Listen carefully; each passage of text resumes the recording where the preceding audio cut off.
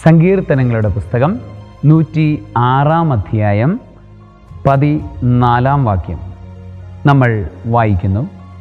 മരുഭൂമിയിൽ വെച്ച് ആസക്തി അവരെ കീഴടക്കി, വിജനപ്രദേശത്ത് വെച്ച് അവർ ദൈവത്തെ പരീക്ഷിച്ചു.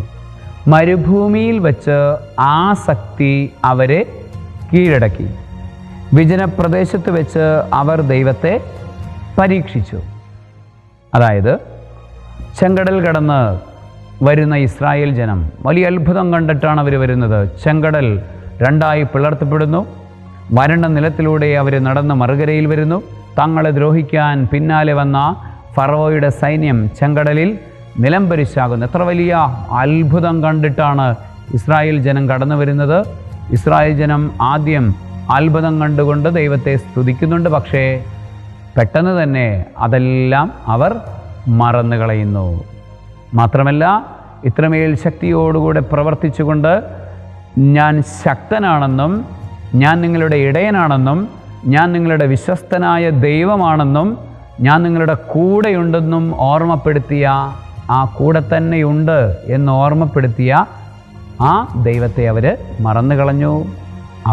അവിടുത്തെ ഉപദേശം അവർ തേടാതിരുന്നു.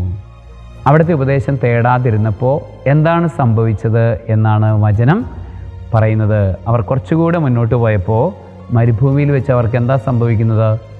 ആസക്തികൾ അവരെ കീഴടക്കുന്നു. ആസക്തികൾ കീഴടക്കുന്നു. എപ്പോഴാണ് മനുഷ്യരെ ആസക്തികൾ കീഴടക്കുന്നതെന്നറിയാമോ?